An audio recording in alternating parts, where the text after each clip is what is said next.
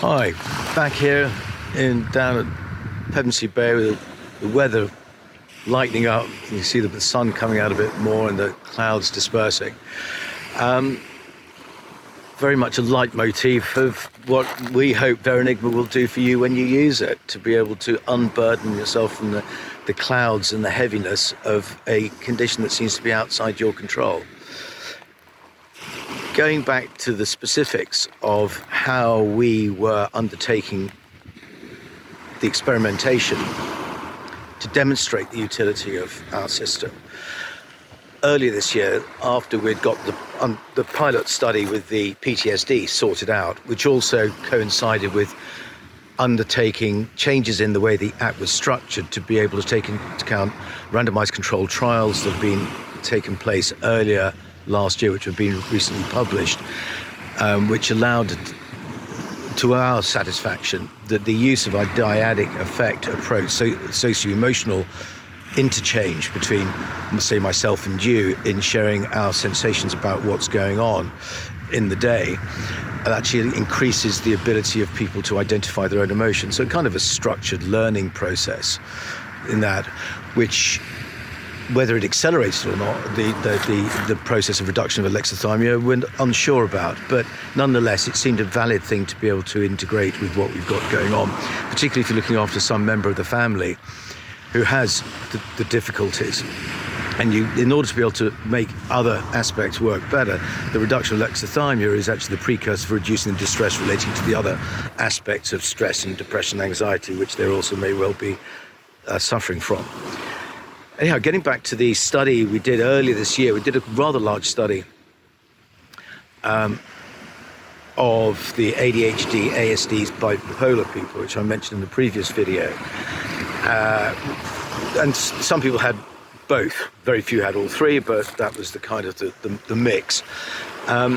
What we found is that we achieved the level of statistical confidence in the numbers that were actually using it, that we could demonstrate that this seems to be worthwhile matter to bring to your attention for you to be able to use and be satisfied that we're not basing it on just a whim or a hope or a wish that you should just use our system and wish that it would be good for you.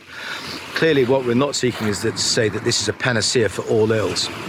Verenigma is very much something which, in the round, can help people to achieve a better degree of harmony in their lives, so they can, instead of it in the matters which are burdening their brains and preventing them from enjoying their lives in a concerted and a purposeful way, they now can actually do it with much more harmony, I think, is the broadest thing. But one of the outcomes is actually a greater degree of, say alertness and focus in within the day, without the distractions caused by the condition which has previously burdened them. So with the ADHD and the ASD, what seems to be demonstrated is that we bring the alexithymia levels down, it brings the other levels back into a box, shall we say, and people's ability to be emotionally embraced in their own daily life is achieved by using Verenigma 2 or 3 times a day, and you're just better situated, you're better placed, you're better grounded. That's what it does. And everything else falls into place as a result of that. I mean, it doesn't stop the adversity of life crashing in on yourself like waves on the beach. You know, if you've got a 4-6 storm coming in, or 4-8 storm coming in, it's coming in anyhow.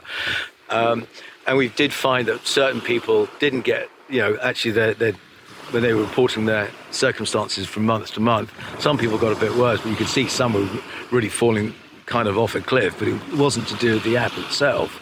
It was external circumstances right across the board. Their depression was going up, their anxiety was going up, their emotional regulation was going through the floor, their alexithymia was going through the roof.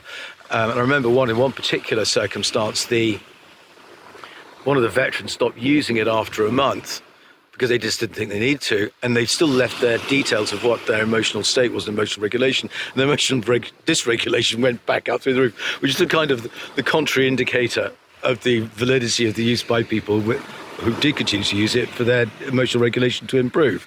But that was at the very small anecdotal level, so I don't wish to overgild that one.